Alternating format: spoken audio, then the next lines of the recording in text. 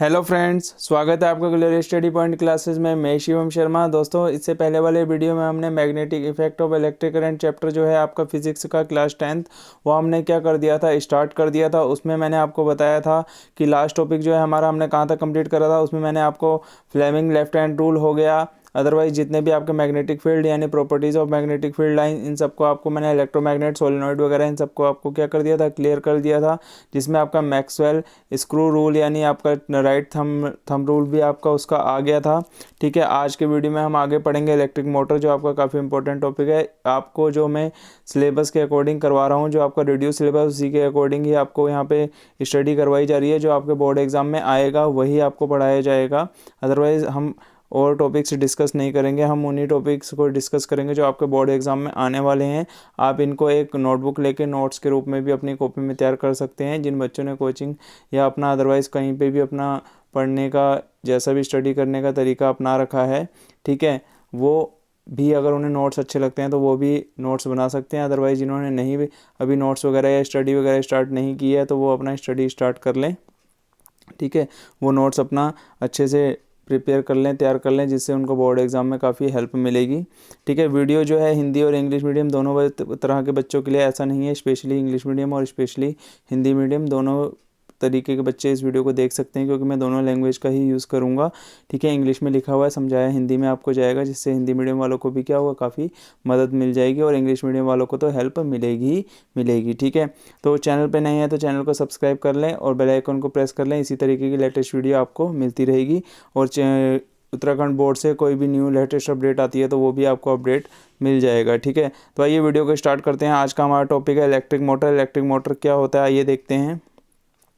देखेंगे सामने आपके यहाँ डेफिनेशन लिखी हुई है, बिल्कुल अच्छे तरीके से हम इसको अच्छे से एक्सप्लेन कर लेंगे। यहाँ पे लिखा हुआ है, देखेंगे आप बॉक्स के अंदर, मैं पहले से क्लोज कर लेता हूँ फिर इजीली आपको समझा देंगे। यहाँ पे हमने लिख दिया है, देखेंगे आप यहाँ पे लिखा है, it is a rotating device used for converting electric energy into mechanical energy. ये हमारी क्या होती है, देखो इसने साफ साफ बोला है, ये हमारी ये क्या है, रोटेटिंग डिवाइस है। रोटेटिंग करने का मतलब जो चीज़ मूवमेंट करेगी यानी घूमेगी, अल्टा पल्टी करेगी, यानी इधर से उधर clockwise direction to anti clockwise direction या anti clockwise to clockwise direction, किसी भी डायरेक्शन में मूव कर सकती है, ऐसा कुछ नहीं है। रोटेटिंग डिवाइस का मतलब होता है कि मूवमेंट दिखाने वाला, यानी अल्टा पल्टी करने वाला, यानी अलट पलट, ऊपर नीचे घूमती रहेगी वो। ठीक है, it is a rotating device used for converting electric energy to mechanical energy. ये क्या करती है, इलेक्ट्रिक एनर्जी को किस में कन्वर्ट कर देगी, मैकेनिकल एनर्जी में क्या कर देगी, कन्वर्ट कर देगी। तो आप क्या पढ़ेंगे, समझेंगे इसे, यानी इलेक्ट्रिक मोटर हमारी वो डिवाइस होती है, रोटेटिंग डिवाइस होती है, यानी इलेक्ट्रिक मोटर हमारी वो रोटेटिंग डिवाइस होगी जो हमारी क्या करेगी, इलेक्ट्रिकल एनर्जी को किस में कन्वर्ट कर देगी, मैकेनिकल एनर्जी में कन्वर्ट कर देगी। यानी आप हिंदी में अगर समझेंगे तो विद्युत मोटर हमारी क्या होती है, ये हमारी एक ऐसी घूमने वाली युक्ति होती है जो क्या करती है, हमारी विद्युत ऊर्जा को किसमें, मैकेनिकल ऊर्जा में यानी यांत्रिक ऊर्जा में क्या करेगी, परिवर्तित करेगी। ठीक है, हिंदी मीडियम वाले भी समझ गए होंगे, इंग्लिश मीडियम वाले तो ऑलरेडी समझ ही गए होंगे। ठीक है, अब यहाँ पे हम इसके प्रिंसिपल की बात कर लेते हैं। जो इसका प्रिंसिपल है वो किस पे बेस्ड है, हम बात कर लेंगे। देखेंगे यहाँ पे साफ साफ लिखा हुआ है आपके सामने, it is based on the principle, यानी ये एक सिद्धांत पे काम करती है, यानी ये क्या है, ये किसी एक प्रिंसिपल पे बेस्ड है, जो हमें क्या बताता है, when a rectangular coil is placed in a magnetic field. हम क्या करेंगे, जब एक रेक्टेंगुलर कोइल को किसी मैग्नेटिक फील्ड के अंदर क्या कर देंगे, प्लेस कर देंगे, एंड उसमें जब हम क्या करेंगे, and current is passed through it, उसके अंदर जब हम क्या करेंगे, करंट को फ्लो करेंगे, तो two equal and opposite force, उसमें क्या होगा, दो इक्वल और अपोजिट फोर्स काम करने लग जाएंगे, जिसके कारण coil which rotates its continuously, यानी जिसके कारण कोइल क्या करेगी, लगातार रोटेट करती रहेगी। यानी दोबारा से आप समझ लेंगे, इसका प्रिंसिपल काफ़ी इंपॉर्टेंट है।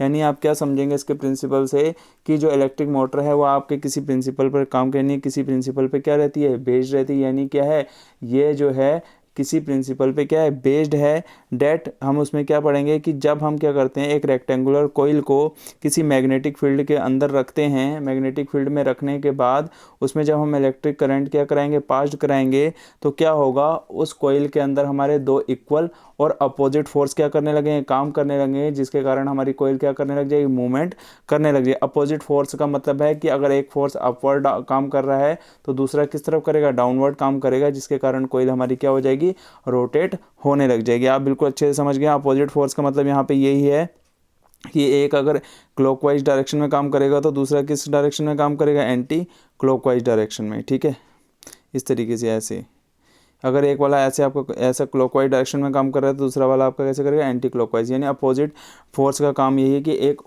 अपवर्ड मूव कर रहा है तो दूसरा किस तरफ मूव करेगा, डाउनवर्ड मूव करेगा। यानी एक ऊपर की तरफ काम कर रहा है तो दूसरा किस तरफ काम करेगा, नीचे की तरफ काम करेगा। अच्छे से समझ लेंगे आप इसकी। अब आ जाते हैं हम कंस्ट्रक्शन पे। काफ़ी इंपॉर्टेंट क्वेश्चन है इलेक्ट्रिक मोटर, आपका ये 4 से 5 नंबर में पूछे जाने वाला क्वेश्चन है विद डायग्राम। ठीक है, अभी हम इसका डायग्राम भी क्लियर कर लेंगे। कंस्ट्रक्शन में आप देखेंगे it consist of a rectangular coil से ABCD connected to a source of current. यानी क्या करेंगे, हम एक रेक्टेंगुलर कॉइल ले लेंगे जिसे हम क्या कहेंगे, ABCD कहेंगे, जिसको हमने कनेक्ट कर देना है किससे, एक करंट वाले सोर्स से, जिससे हम क्या कर सकें, उसमें करंट फ्लो कर सकें। और हम साथ में उसके साथ क्या लगा देंगे, एंड एक स्विच को हम क्या कर देंगे, कनेक्ट कर देंगे। देखो the commutators R1 and R1 and पहला हमने बोला है कि एक हमारा कम्यूटेटर क्या है, R1 है, और उसके आगे देख लें एंड दूसरा कम्यूटेटर हमारा क्या है, अभी देख लेते हैं। थोड़ा स्लाइड को थोड़ा ऊपर कर लेते हैं आराम से, फिर यहाँ पे देखेंगे नीचे डायग्राम भी आ गया है। तो हमारा दूसरा कम्यूटेटर क्या R2 है, जो आर फिक्स्ड टू द कोयल, हमें उसको किस पे फिक्स कर रखा है, कोयल पे हमने क्या कर रखा है, फिक्स कर रखा है, and pressed tightly against the brushes. ठीक है, X एंड Y। यानी देखोगे ध्यान से समझना, R1 और R2 हमारे क्या हैं, दो कम्यूटेटर्स हैं जिनको हमने कोयल में फिक्स कर रखा है, press tightly against the brushes X and Y। देखो डायग्राम के थ्रू थोड़ा सा आपको समझा देता हूँ। देखेंगे आप X और Y, यहाँ पे देखेंगे ध्यान से, ये X और Y आपके क्या लगे हैं, दो ब्रशेस हैं ये। ठीक है, और R1 और R2 ये आपकी क्या हैं, ये कम्यूटेटर्स हैं जिनको हमने X और Y के बीच में अच्छे से कसा हुआ है। ठीक है, ये हमारे दो ब्रशेस हैं X और Y। R और R2 क्या है, हमारे कम्यूटेटर का काम कर रहे हैं। ठीक है, आप यहाँ समझ गए हो। यहाँ पे जैसा मैंने आपको डायग्राम में समझाया, यहाँ पे देखेंगे आप, ये X और Y जो हमारे ब्रशेस है उनके जरिए हमने R1 और R2 को क्या कर रखा है, टाइटली कस रखा है। ठीक है, आगे देखेंगे आप, the function of commutator is to reverse the direction of current flowing through the coil. यानी कम्यूटेटर का जो काम होता है वो क्या होता है, कोयल के अंदर जो हमारा करंट फ्लो हो रहा है उसकी डायरेक्शन को रिवर्स कर देना, यानी उसकी डायरेक्शन को चेंज कर देना। ठीक है, कम्यूटेटर हमारा क्या काम करते हैं, अगर हमारा करंट अपवर्ड डायरेक्शन में फ्लो हो रहा है तो उसको क्या करेंगे, डाउनवर्ड डायरेक्शन में मूव करा देंगे। अगर डाउनवर्ड में फ्लो हो रहा है तो उसे अपवर्ड दोबारा यानी वापस अपवर्ड तरफ भेज देंगे, यानी ऊपर की तरफ भेज देंगे। एवरी हाफ रोटेशन, यहाँ लिखा है देखो, आफ्टर एवरी हाफ रोटेशन, यानी हर हाफ रोटेशन के बाद ये प्रोसेस होती है कि हर कम्यूटेटर जो उसमें लगे हैं वो क्या करते हैं, करंट को हाफ रोटेशन के बाद दोबारा कॉइल में वापस भेज देते हैं। यानी अगर अपवर्ड डायरेक्शन से डाउनवर्ड डायरेक्शन में करंट फ्लो हो रहा है तो वो क्या करेंगे, जैसे ही हाफ रोटेशन कॉइल करेगी तो करंट दोबारा रिवर्स होकर कहाँ चल जाएगा, अपवर्ड चले जाएगा। ठीक है सॉरी, कह रहा है in an electric motor split ring act as commutator. ठीक है, हमारी जो इलेक्ट्रिक मोटर है उसमें जो हमारे स्प्लिट रिंग लगे होते हैं वो किसके की तरह काम करते हैं, कम्यूटेटर्स की तरह काम करते हैं। ठीक है, अभी आपको दिखा दिए जाएंगे स्प्लिट कहाँ लगे हैं। देखो ये R1 और R2 हमारे क्या हैं, स्प्लिट का काम कर रहे हैं। ठीक है, तो ये हमारे क्या होंगे, कम्यूटेटर कहलाएंगे। ठीक है, जैसा कि आपको पहले बता दिया गया है। अब हम एक डायग्राम में देख लेते हैं। देखो ये हमारे मैग्नेट का नॉर्थ पोल है, ये हमारा क्या है, साउथ पोल है, जिसके बीच में हमने क्या रखा है, एक रेक्टेंगुलर कॉइल को यहाँ पे ये फिक्स कर दिया। ये देखेंगे आप, रेक्टेंगुलर कॉइल को हमने क्या कर दिया, फिक्स कर दिया, जिसका नाम ABCD है हमारा। ठीक है, ये परमानेंट मैग्नेट है हमारा ये।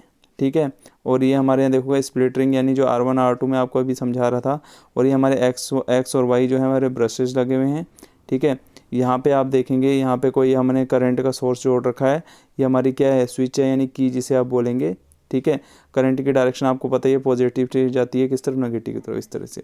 यानी आप करंट की डायरेक्शन किस तरफ होती है, पॉजिटिव होती है आप। ठीक है, यानी इलेक्ट्रॉन के अपोजिट डायरेक्शन ही हमारी क्या होती है, करंट की डायरेक्शन होती है।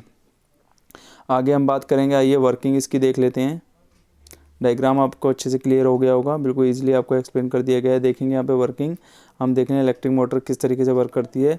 आप देखेंगे let coil ABCD be in horizontal position, यानी अगर हम क्या करें, मान लें कि कॉइल ABCD को अगर हम हॉरिजॉन्टल पोजीशन में रख देते हैं तो when the key is closed, यानी जब की को हम क्या करते हैं, क्लोज करते हैं, यानी बंद करना। क्लोज का मतलब आपको मैंने उस दिन भी समझाया था कि क्लोज का मतलब क्या हुआ, ये तो होती है हमारी ओपन की। ठीक है। ओपन की का मतलब है जब ये ऐसे रहेगा तो इसमें कोई करंट फ्लो नहीं होगा। उसके बाद मैंने आपको बताया था कि जब हम की को क्लोज करते हैं कुछ इस तरीके से, ये दोनों का ऐसे जोड़ते हुए ऐसे करेंगे, क्लोज करने का मतलब इसे नीचे की तरफ दबा दिया हमने तो उसके अंदर क्या हो जाएगा, हमारा करंट फ्लो होने लग जाता है। तो कह रहा है कि जब हम क्या करते हैं की को हम क्या करेंगे, क्लोज करें। When the key is close the current flow in the coil ABCD। तो जैसे ही की को हमने क्लोज करा यानी दबाया तो उसके कारण क्या हुआ, हमारा कोयल के अंदर क्या हुआ, करंट फ्लो होने लग गया through brush X and flow back the battery through the brush Y। यानी क्या कर रहा है, ब्रश X से हमारा करंट फ्लो होगा और फ्लो बैक यानी जो Y ब्रशेज होगा वो बैटरी में करंट को क्या कर देगा, जो ब्रश Y है वो दोबारा करंट को किस में कर देगा, ब्रश बैटरी के अंदर क्या कर देगा, दोबारा से रिवर्स कर देगा, यानी बैटरी के अंदर करंट को दोबारा फ्लो करवा देगा। यही कहने का मतलब इसका है विया रिंग R2। जो काम क्या करेगा, कौन सा रिंग करेगा, R2 करेगा। जैसा कि आपको मैंने बताया था X और Y जो हमारे क्या ब्रशेज हैं उसके अंदर हमने क्या कर रखा है, किसको कनेक्ट कर रखा है, R1 और R2 को, स्प्लिट जो हमारे कम्यूटेटर्स हैं उनको कस रखा है। ठीक है। Y क्या करेगा, करंट को क्या दोबारा बैटरी में भेज देगा। तो आप देखेंगे यहाँ पे जो हमारा ब्रश Y है वो क्या करेगा, करंट को जो दोबारा बैटरी के अंदर दोबारा फ्लो बैक कर देगा। ठीक है। उसके बाद आगे आप देखेंगे यहाँ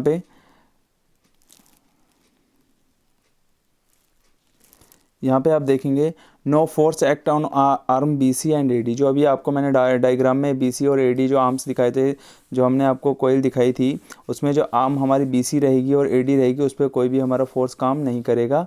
as they are parallel to magnetic field. उन्हें हम कैसे रखते हैं, मैग्नेटिक फील्ड के जब पैरेलल में रखेंगे तो उन पर कोई भी फोर्स काम नहीं करेगा। जब arm AB experience on a force in downward. ठीक है। ऐसी कंडीशन क्या होगी, जब आर्म जो होगी हमारी AB जो होगी वो अगर फोर्स को किस डायरेक्शन में का एक्सपीरियंस करेगी, डाउनवर्ड डायरेक्शन में, एंड जो आर्म जो CD होगी वो हमारा फोर्स को किस डायरेक्शन में एक्सपीरियंस करेगी, अपवर्ड डायरेक्शन में। जो हमारी जो AB है वो किस फोर्स को किस में, डाउनवर्ड डायरेक्शन में वो करेगी एक्सपीरियंस, यानी अनुभव होगा उसे कि हमारा AB में जो फोर्स काम कर रहा है वो किस तरफ, डाउनवर्ड काम कर रहा है, और CD हमारा किस तरीके से उतना ही फोर्स हमारा किस तरफ डायरेक्शन में वो एक्सपीरियंस करेगी, अपवर्ड डायरेक्शन में। ठीक है। The direction of force is obtained by applying Fleming left hand rule. यानी जो हमारा इसमें फोर्स काम करेगा वो हमारा किसके थ्रू काम करेगा, अप्लाइंग जो हमारा फ्लेमिंग लेफ्ट हैंड रूल होता है उसके अकॉर्डिंग इसमें क्या होगा, फोर्स काम करेगा। This cause the coil to rotate in the anti clockwise direction. यानी इसके कारण क्या होगा, जो हमारी क्लॉक होगी वो एंटी क्लॉकवाइज डायरेक्शन में मूव करने लग जाएगी। ठीक है। जैसा कि आप समझिए, टिक कर रहा हूँ मैं जैसे जैसे। उसके बाद आप देखेंगे when the coil is in the vertical position. यानी जब हमारी कोयल क्या होगी, वर्टिकल पोजीशन में होगी, the brushes loss contact with the ring. यानी ऐसी कंडीशन में क्या होता है, ब्रश जो है होते हैं वो रिंग से कनेक्शन अपना क्या करते हैं, तोड़ देते हैं, यानी रिंग से कांटेक्ट में नहीं आते हैं। जो R1 R2 जो है आपके स्प्लिट रिंग उनके से क्या करते हैं, कांटेक्ट छोड़ देते हैं। तो ऐसी कंडीशन में क्या होता है, करंट फ्लो होना स्टॉप कर देता है, करंट स्टॉप फ्लोइंग, यानी करंट उस टाइम फ्लो नहीं होगा। But the coil does not stop. यानी हमारी कोयल क्या होती है, स्टॉप नहीं होती, वो due to inertia of motion, यानी वो इनर्शिया के कारण काय में रहती है, मोशन में रहती है। फिर उसके बाद आप देखेंगे यहाँ पे ध्यान से, when the coil rotate the ring change their position. यानी जैसे ये कोयल रोटेट करना स्टार्ट करती है तो रिंग्स जो क्या करते हैं, अपनी पोजीशन को क्या करते हैं, चेंज कर देते हैं। And come in contact with opposite brush. यानी वो किसके कॉन्टैक्ट में आ जाएंगे, अपोजिट ब्रश, यानी एक दूसरे के अपोजिट ब्रश के कॉन्टैक्ट में आ जाएंगे। जैसे पहले X के कॉन्टैक्ट में रही होगी कोयल तो फिर बाद में किसके, Y के कॉन्टैक्ट में आ जाएगी। अगर Y के कॉन्टैक्ट में रही होगी तो X के कॉन्टैक्ट में आ जाएगी। देखो इसी तरीके से आगे हम बात करेंगे। यहाँ लिखा है the this reverse the direction of current through the coil but the direction of current on right hand side of the coil remain the same. यानी कह रहा है जब करंट की डायरेक्शन क्या होती है, कोयल के अंदर रिवर्स हो जाती है, यानी बदल जाती है, लेकिन जब करंट की जो डायरेक्शन है राइट हैंड साइड में हमारी जो कोयल में क्या रहेगी, बिल्कुल सेम वही रहेगी जो डायरेक्शन उसकी पहले थी। ठीक है। बट जब जो हमारे ब्रश अपोजिट हो जाएंगे तो उसमें क्या होगा, जो करंट की डायरेक्शन होगी वो तो कोयल के अंदर तो चेंज हो जाएगी, बट राइट हैंड साइड, कोयल के राइट हैंड साइड में जो हमारा डायरेक्शन रहेगा किसका, करंट का, वो क्या रहता है, सेम रहता है। ठीक है। राइट हैंड साइड में और रिवर्स डायरेक्शन जो होगी हमारी, दोनों तरफ हमारा कोयल में क्या रहेगा, करंट हमारा सेम रहेगा। ठीक है। उसके बाद आप यहाँ देखेंगे the force on right hand side is always upward यानी राइट हैंड साइड में जो फोर्स काम करेगा वो हमेशा अपवर्ड में काम करेगा, and force on left hand side always in downward, यानी जो हमारा लेफ्ट हैंड साइड में हमारा फोर्स काम करेगा वो किस तरफ काम करेगा, डाउनवर्ड काम करेगा। Thus the coil continue to rotate in anti clockwise direction, ऐसा होने पे क्या होगा, जो हमारी कोयल होगी वो एंटी क्लॉकवाइज डायरेक्शन में लगातार को रोटेट करती रहेगी। इसी तरीके से हमारा क्या हो गया है, इलेक्ट्रिक मोटर की कंस्ट्रक्शन और वो हमारी जिसका प्रिंसिपल है वो सब पूरा कंप्लीट हो गया है। सब चीज़ आपको इजीली मैंने समझा दी है। अगर फिर भी किसी बच्चे को कोई डाउट वगैरह या परेशानी वगैरह होती है तो वो मुझे कमेंट करके बता सकता है। ठीक है, अपना नेक्स्ट टॉपिक हम देखेंगे इलेक्ट्रोमैग्नेटिक इंडक्शन, बहुत ही ज़्यादा इंपॉर्टेंट क्वेश्चन है। यहाँ पे देखेंगे एन इलेक्ट्रोमैग्नेटिक इंडक्शन आपका ये टॉपिक है। यहाँ देखेंगे N electric current produce in a closed circuit, यानी जब हम क्या करते हैं किसी क्लोज सर्किट के अंदर इलेक्ट्रिक करंट प्रोड्यूस किया जाता है by a changing magnetic field, यानी कब, जब हम उसका मैग्नेटिक फील्ड को क्या कर दें, चेंज कर दें, तो ऐसा जो करंट हमारा प्रोड्यूस होता है उसी करंट को हम क्या कहते हैं, इंड्यूस करंट कहते हैं। ठीक है, यानी जब इलेक्ट्रिक मैग्नेटिक फील्ड में क्या कर दिया जाए, बदलाव कर दिया जाए, तो उसके बदलाव करने पर जब हमारे किसी क्लोज सर्किट के अंदर हमारा करंट क्या हो जाएगा, प्रोड्यूस हो जाएगा, तो यही करंट हमारा क्या कहलाएगा, इंड्यूस्ड करंट कहलाएगा। जैसा कि डेफिनेशन में लिखा है वही मैंने आपको समझा दिया अच्छे से। इस फिनोमिना को लिखा है, this phenomena is called electromagnetic induction.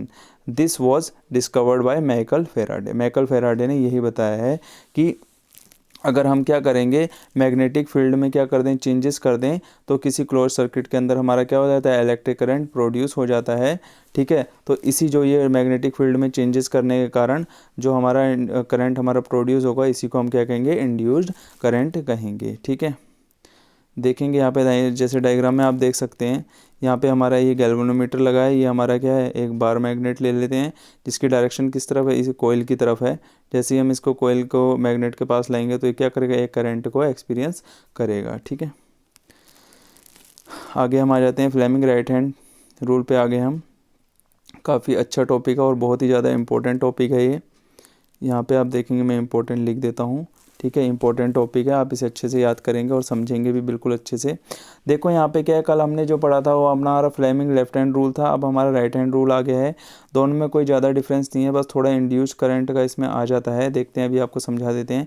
Moving a bar magnet toward a coil induce an electric current in the coil circuit as indicated by deflection in the galvanometer needle, यानी क्या कह रहा है, जब किसी बार मैग्नेट को हम किसी कोयल के पास रखते हैं तो उसमें क्या होता है, इंड्यूस करंट कोयल सर्किट के अंदर आ जाता है। इंड्यूस करंट उस सर्किट के अंदर आ जाएगा, जिसके कारण क्या होगा, जो हमने उसमें गैल्वेनोमीटर लगाया होगा तो उसमें हमें उसकी सुई क्या करने लगती है, डिफ्लेक्शन करने लग जाती है, जिससे हमें पता चल जाता है कि कोयल के अंदर करंट मूव करने लग गया है। तो ये दिखाया, the direction of induce current is given by Fleming right hand rule, यानी हमें जो डायरेक्शन ऑफ इंड्यूस करंट की जो डायरेक्शन का पता चलेगा, हम उसे वो किसके द्वारा बताएंगे, फ्लेमिंग राइट हैंड रूल के अकॉर्डिंग बताएंगे। आइए देखते हैं क्या होगा फ्लेमिंग राइट हैंड रूल। यहाँ पे आप देखेंगे, बिल्कुल बढ़िया तरीके से देखेंगे। It state that if the fore finger and middle finger and thumb of the right hand are stretched at right angle to each other, यानी क्या कह रहा है, हम अपने राइट हैंड की फोर फिंगर को, मिडिल फिंगर को और थंब को इस तरीके से स्ट्रेच करें कि वो तीनों एक दूसरे से किसकी पोजीशन पे आ जाएं, राइट एंगल की पोजीशन पे आ जाएं, यानी तीनों फिंगर के बीच में 90 डिग्री का एंगल क्रिएट हो जाए, यानी बन जाए। ठीक है, with the fore finger is the direction of magnetic field, जिसके साथ क्या होगा, अगर ऐसी कंडीशन अप्लाई हो जाती है कि तीनों चीज़ें हमारी 90 डिग्री के एंगल पे आ गई हैं, तो हमारा जो फोर फिंगर होगा वो हमें बताएगी किसके, डायरेक्शन ऑफ मैग्नेटिक फील्ड को। जो हमारा थंब होगा वो बताएगा direction of motion of the wire, यानी हमारा जो फोर्स है वो किस तरफ हमारा काम कर रहा है। Then induced current in the wire is the direction of the middle finger, यानी जो मिडिल फिंगर है वो हमारा बताएगा किसको, इंड्यूस्ड करंट की डायरेक्शन को। एक बार दोबारा से फटाफट समझ लेते हैं।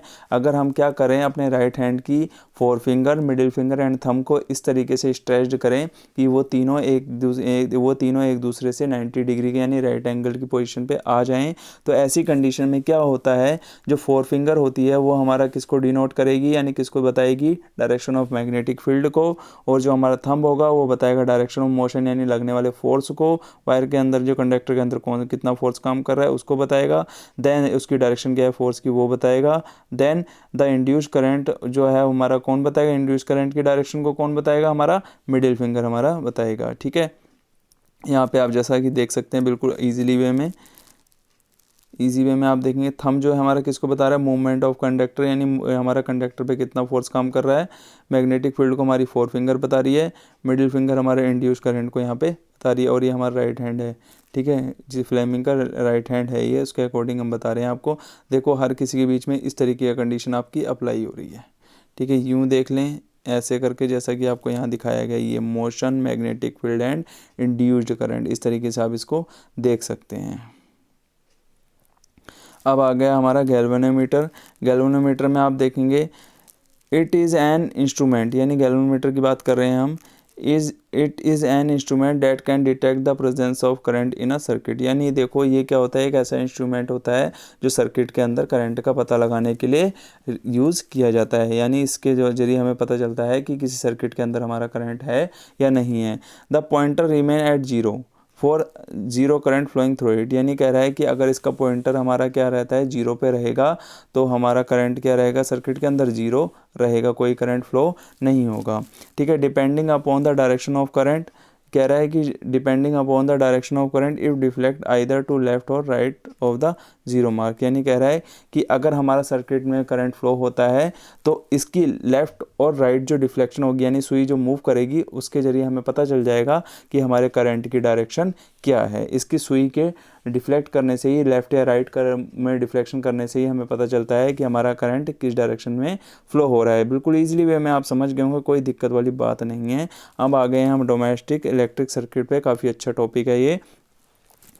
Electricity generate at power station is brought to our home, यानी इलेक्ट्रिसिटी कहाँ पे जनरेट होती है, पावर स्टेशन में जनरेट होती है। वहाँ से कहाँ आती है, हमारे सबके घरों में आती है। किसमें, बाय टू थिक कॉपर और एल्युमिनियम वायर, दो कॉपर की मोटी वायर्स में या एल्युमिनियम की मोटी वायर्स में। One of these is called live wire, उनमें से एक वायर का नाम हमारा होता है लाइव वायर, जो हमारी रेड इंसुलेशन कवर होती है, which is at a potential of 220 volt and which frequency and 50 hertz, यानी उसका जो हमारी जो वायर आ रही हैं, दो थिक वायर आ रही हैं, उनमें से एक वायर को हम बोलते हैं लाइव वायर, जिसकी जो हमारी क्या होगी, जिसका पोटेंशियल हमारा 220 वोल्ट रहता है और उसकी फ्रिक्वेंसी क्या रहती है, 50 हर्ट्ज रहती है। And other called neutral wire, एक दूसरी जो वायर उसके साथ आएगी वो हमारी क्या होगी, न्यूट्रल वायर होगी, जो हमारी क्या होगी, ब्लैक इंसुलेशन कवर होगी। ठीक है, which is at zero potential, इसमें कोई भी करंट हमारा यानी पोटेंशियल नहीं होता। ठीक है, बिल्कुल आसानी से समझ लेंगे, बिल्कुल अच्छे तरीके से मैं आपको समझा रहा हूँ, इससे ज़्यादा आपको पढ़ने की ज़रूरत नहीं है। आप इसमें ऐसा ही इतना ही लिख देंगे तो आपको डोमेस्टिक सर्किट में नंबर अच्छे खासे एक नंबर का क्वेश्चन आता है तो एक नंबर में आपको इतना मिल जाएगा। ठीक है, उसके बाद आ जाते हैं अपने नेक्स्ट टॉपिक पे, अर्थिंग वायर पे आ जाते हैं। अर्थ वायर, देखो अर्थ वायर आप सभी जानते होंगे, जब लोग घर बार बनाते हैं, अपना मकान वगैरह बनाते हैं, तो अर्थ में एक छोटी सी 3-4 फीट लंबी वायर को क्या करते हैं, ज़मीन में डाल देते हैं। उससे क्या होता है कि घर में जो शॉर्ट सर्किट वगैरह होते हैं तो उनका खतरा क्या हो जाता है, कम हो जाता है। देखो यहाँ लिखा है the avoid risk electric shock, यानी जो करंट लगने का जो खतरा है वो क्या हो जाएगा, हट जाएगा।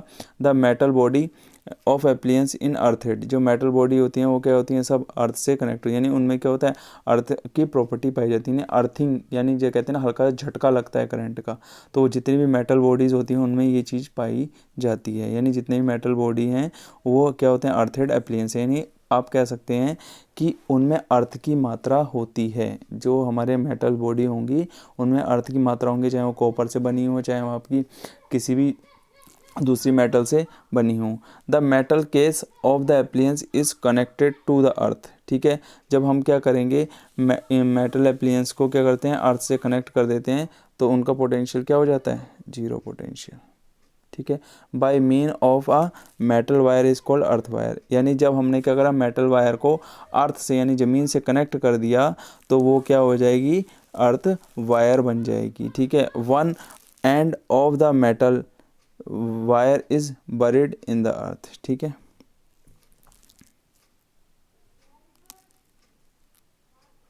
उसके बाद आगे इसमें कोई इतना ज़्यादा टॉपिक है ठीक नहीं है, आप इसको यहीं तक लिखेंगे, अर्थिंग वायर हम कहते हैं, यहाँ तक ज़्यादा ठीक रहेगा, इससे ज़्यादा आप फालतू ना लिखें, इतना ही बहुत है। ये लाइन आप सब काट देंगे, नीचे का कोई इतना ज़्यादा ज़रूरी नहीं है। ठीक है, इतना यहाँ से सब काट दें, इतना ही लिखेंगे आप अर्थ वायर तक, यहाँ जहाँ तक मैंने टिक आपको करके बता दिया। फालतू की लैंग्वेज लिखेंगे खाली बड़ा हो जाएगा, 1 नंबर में ज़्यादा लिखना भी नहीं है, ठीक ठाक ही लिखेंगे, 20 से 30 वर्ड, इससे ज़्यादा नहीं। ठीक है, फ्यूज़ क्या है? फ्यूज़ आपको पता है फ्यूज़ हमारा क्या होता है? It is a safety device, ये हमारी एक सेफ्टी डिवाइस है। ठीक है, आप समझेंगे मैं ये हमारी बोल रहा हूँ तो मतलब इलेक्ट्रिक सर्किट के अंदर या इलेक्ट्रिसिटी के अंदर की बात हो रही है यहाँ पे। ठीक है, जो घरों में यूज़ की जाती है, होम में जो हमारा फ्यूज़ यूज़ की जाते हैं, लगाते हैं, जब देखोगे अपने मीटर के पास लगते हैं। ठीक है, फ्यूज़ जिससे शॉर्ट सर्किट वगैरह का खतरा जो है कम हो जाता है, एकदम से लाइट करंट वगैरह नहीं लगता है। ठीक है, it is a safety device, it is a thin wire made of tin and lead, यानी ये क्या होता है? एक सेफ्टी डिवाइस होती है जो पतली वायर से बनी होती है, जिसमें आपका टिन और लेड दोनों होंगे। Alloy having low melting point around 200 degree Celsius, यानी जिनका जो टिन और लेड होते हैं ये एलॉय हैं जिनका मेल्टिंग पॉइंट काफ़ी कम होता है, यानी एकदम से क्या होते हैं गलती नहीं है। इनका जो मेल्टिंग पॉइंट होगा अराउंड कितना होगा? 200 डिग्री सेल्सियस होगा। It is used to prevent the possible damage caused by the overloading and short circuiting, यानी क्या करती हैं ये हमारा बचाव करती हैं, जो हमारे ज़्यादातर जो हमारे क्या होंगे डैमेज, यानी जो चीज़ ख़राब हो जाती है उससे हमें क्या करेगी? बचाएगी। और ओवरलोडिंग और शॉर्ट सर्किटिंग से भी क्या करेगी? ये बचाती है। ठीक है, शॉर्ट सर्किटिंग क्या है देखोगे यहाँ पे, देखो शॉर्ट सर्किटिंग क्या होती है? जो हमारी लाइव, देखो शॉर्ट सर्किटिंग हमारा टॉपिक है।